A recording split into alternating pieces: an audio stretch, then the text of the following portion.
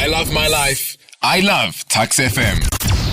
Tuks FM 107.2, Tuks FM brings a dream to space is a campaign that we have been running. If you've just tuned in and joined us, it's a campaign that we've been running since the beginning of November. At the beginning of November, we as humanity celebrated 20 years of human inhabitants on the International Space Station. And we thought, what a better way to do a celebration than to celebrate the fact that we are locked down and celebrate the fact that we have got internet and celebrate the fact that we can actually connect to all sorts of people. And we have set up a campaign called Tuks FM Sends a Dream to Space, half of which focuses on getting young Africans inspired to not only travel in space, but to look at the opportunities that are out there for future graduates. And the other half is to get well-wishers to the International Space Station and seriously get our South African positivity out there. Now, on the line at the moment, we've got a very, very interesting gentleman. Steve Sherman is on the line. Steve is a teacher, as far as I can understand. Well, I'm in education. I wouldn't call myself a teacher by qualification. I'm actually a computer scientist, but technically I'm an educator. Okay, but Steve has been introduced to us by SANSA, which is the South African National Space Association. And if you listen to the interview that we did with Dan from SANSA last week, he was talking about how we as a community have got massive reach in terms of the things that we do. Now, Steve has been part of many different projects that we're going to get into at a later stage. But firstly, Steve, you're in Cape Town at the moment, but it looks as though you're on the moon. How's it going? I'm everywhere.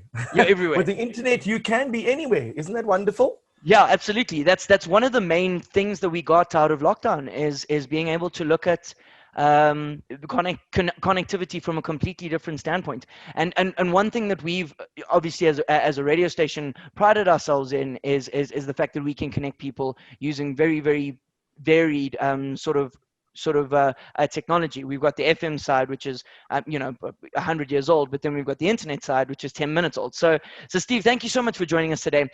Let's talk about your connection with Tuks FM Sends a Dream to Space. Let's talk about your connection with SANSA.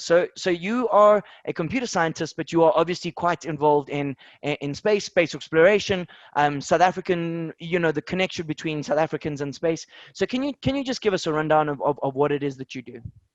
Wow, how long is a piece of string? All right, so effectively, I run an NGO where we make the STEAM subjects, science, technology, engineering, arts, and maths, exciting to students. We go in and do maths enrichment, we do coding, robotics, and all the STEMmy subjects that we feel are exciting and will play a huge role in the job force of tomorrow. So we like to think that we're future-proofing kids by running our program. We work with a couple of thousand kids a week, and that's one aspect of what we do. We then started to move into online interviews where we get to interview role models in the STEM world that we feel kids would look up to. So we've interviewed a lot of astronauts, a lot of scientists, and it's a process of what I call democratization of science, where we invite the public, teachers, students from around the world to join in on those interviews, and they get to ask some of the questions as well. So from that point of view, we've had some fascinating people, whether it be the former head of NASA, whether it be an astronaut that was doing an EVA, which is an outside walk from the space station, and his helmet started filling up with fluid, whether it be someone that was involved with building and designing the Hubble telescope. We've interviewed a wide variety of people within the space world and obviously within the science world, and we want to make it accessible to people. All right. And just to add to that, we thought, well, one of the best ways to do that is, instead of just having kids around the world, connect via the internet, why don't we bring an astronaut to South Africa? And that is when we launched the Living Math Space Tour, because we wanted to make these astronauts accessible, not just to hear them speak, but to go and meet them personally afterwards, shake their hand and ask them a question, maybe get an autograph. Because if you want to inspire young kids about space and science, put it right in front of their hands, and there's nothing sexier than that. Absolutely, which is exactly what we're trying to do here. We're trying to get young people, and we've had some interesting responses from varying ages. We've had 10-year-olds chat to us, and we've had 21-year-olds chat to us about what it is that we're trying to do. The first question that I actually have in terms of your professional vibe and what you do professionally is, where were you when I was a 14-year-old, sitting in Mrs. Van Beek's classroom, not learning anything in science? So I ask myself that question all the time. Right. And that is why I do what I do, to be the person that I never had when I was sitting at school, bored out of my mind, did not get it. I did not understand the context. Maybe it was a maturity thing. Maybe it was because my mind was quite active and I was thinking about other issues around the world. I wasn't really focused at school from an academic point of view. And my grade 1 report, I still have it, says that, Steve had a vivid imagination, very creative, but a bit of a daydreamer. And now my actual job title is Executive Daydreamer and Chief Imagination Officer. So I really am doing exactly what my grade 1 teacher said I was doing.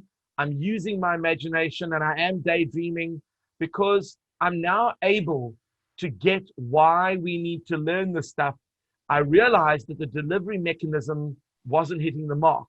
So I'm trying to bridge that gap by finding a way to bring it to people that, can you imagine when you were at school, if you had an astronaut come and visit you at your school, the impact that would have had? Yeah, I would be a completely different person, I feel, because I've always had a knack for space and exploration, and I've always wanted to do all sorts of crazy things and go to space and that sort of thing, but my maths and science marks just weren't good enough.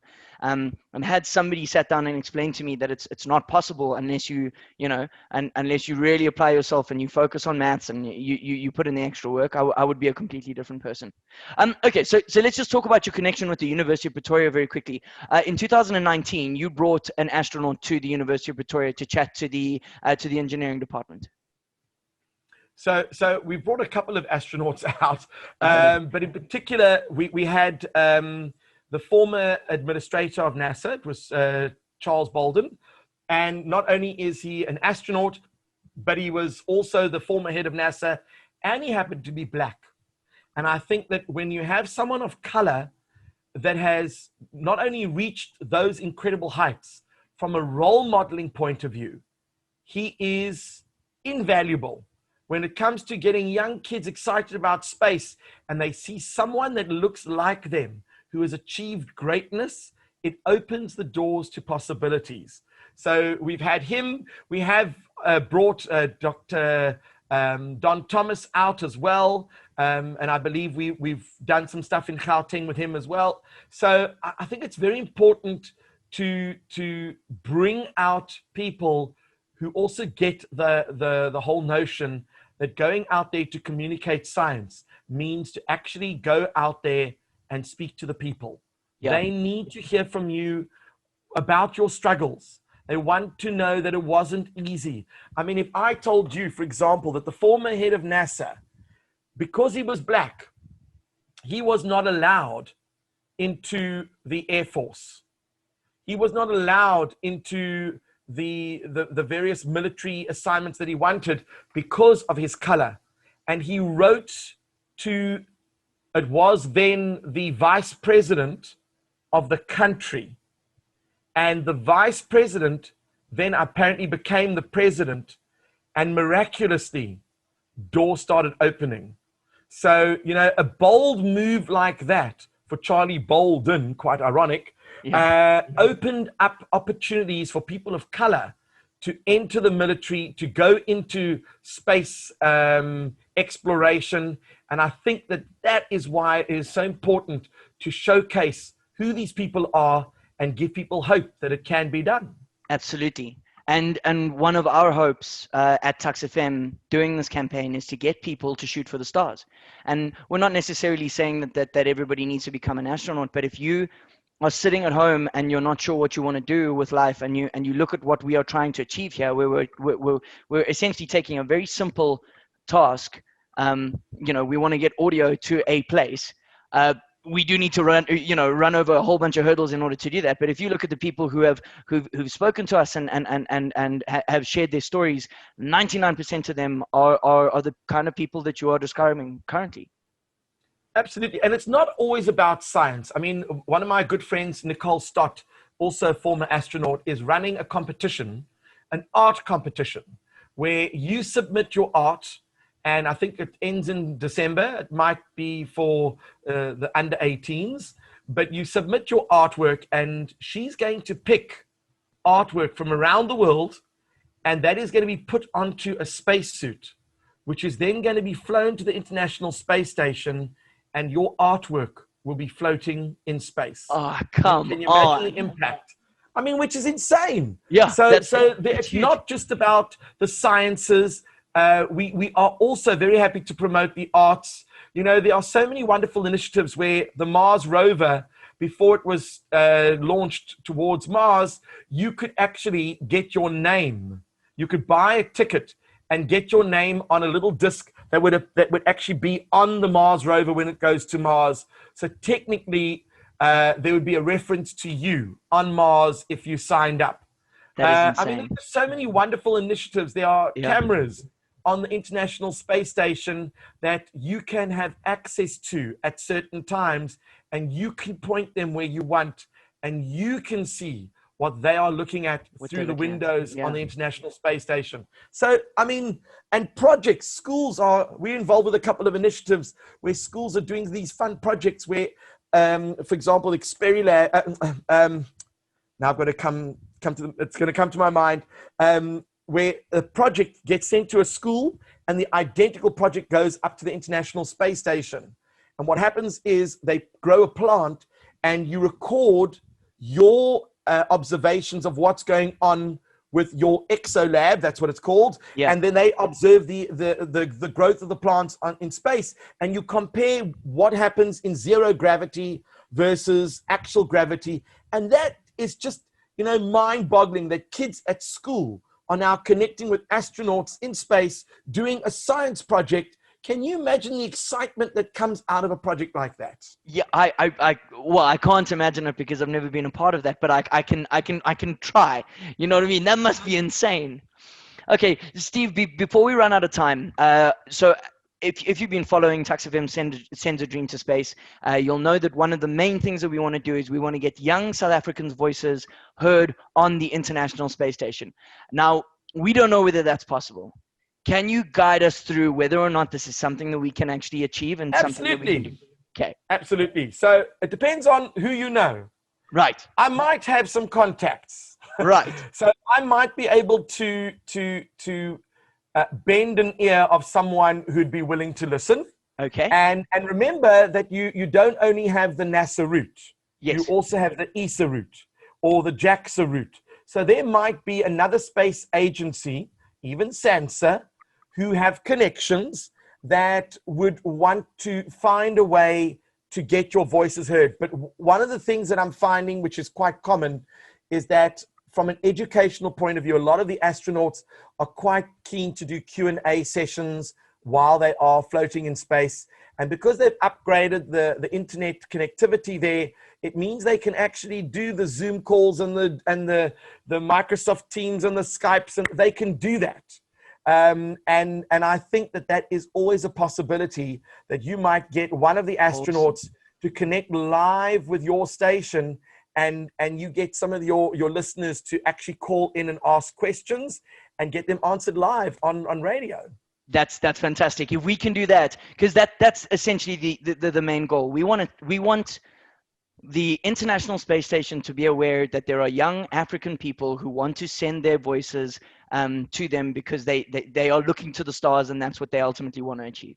They want to shoot for the stars. They know about it, but they've also got a long list of thousands of people who also want their voices heard. Yes. So it's about how do you get to be seen? Like how does your star twinkle brighter than all the other stars out there? And I think that sometimes it doesn't hurt to have someone to maybe do a little introduction for you, right? And things can happen. Okay, perfect, Steve. So at the time that this interview is, we will have a little bit of time left in November and a little bit of time left in our December plan to make this happen. We have received thousands of voice notes. We've received thousands and thousands of emails and questions and people wanting to get involved in this. So we're going to need to streamline it from our process. I'm not saying that we are relying 100% on you, but your help would be greatly appreciated in getting this thing to happen. Sure, I can ask around. I mean, for example, on Saturday night at 11 o'clock, I'm coordinating an interview for a wonderful Facebook group called the Space Hipsters. We've got the team behind the Hubble telescope who are going to be talking about, how they got it up there, what were the problems, how did they fix it, all those sorts of things. And you get to actually experience this by asking questions to the real people behind it. There will be 1 or 2 astronauts involved in the process because obviously they had to launch it to space. We've had the children of the Apollo era astronauts. We've had Neil Armstrong's son and Alan Bean's daughter. We've had several astronauts. We've had quite a few space scientists who are connected to NASA and ESA. So, it doesn't hurt to put in a little request. And I mean, I might know someone who's in charge of, the International Space Station from NASA's point of view. So it might not hurt to put in a request. Beautiful. All right, Steve, thank you so much for chatting to us, and thank you so much for taking time out of your extremely busy schedule to talk to Tuks FM. We not only appreciate what you said, but I personally feel very inspired by the way in which you look at certain problems and the way in which you are achieving inspiring young people. And the last question that I have for you is, what advice would you give to, this has been the theme since we started this at the beginning of November, what advice would you give to young people who want to shoot for the stars? So you see, the thing is that a lot of people think that shooting for the stars is a long-term goal. I like to break things up into smaller milestones. So if you want to shoot for the stars and you want to do something in the space industry, you must remember that it's not only about going to space. I mean, in Cape Town, for example, they've got a hub in Somerset West Stellenbosch where they are busy building components for satellites and they are supplying space agencies around the world. You've got, for example, a small group called X in a Box where they are designing space-grade chips that you can use and program and send payloads into space. And because they're space-grade chips, they can take temperature and do telemetry and look at air pressure and height and GPS. And so people can actually do that without any major qualifications. You can start getting involved in small projects and it will grow from there. You don't always have to think of the end goal. Just start off with smaller goals and try and achieve those. And you will see that it's kind of like a rolling stone. It gathers moss as it goes down that hill. And by the time you reach the end, you'll realize that, your small little goals that you aimed for have led you to a much greater and more exciting finishing post. So I think that's what it's all about. Beautiful. Steve Sherman, thank you so much for taking some time and chatting to us. We will certainly be in contact with you regarding hopefully being able to set up something with the ISS. And we're not picky. We don't necessarily need to do a live interview. We just want them to hear our voices. Absolutely. And if I do happen to have our space tour in 2021, because we managed to rid ourselves of COVID, when we do come through to Pretoria, we'll make sure that we involve you guys so that you and your listeners can have access to the astronaut, and we'll spend an hour and let them just throw questions. Please do. We make fantastic coffee at Tuks FM. So I'll take you up on that offer. Wonderful. Steve Sherman, thank you so much for your time. You're welcome. You're welcome. Cheers.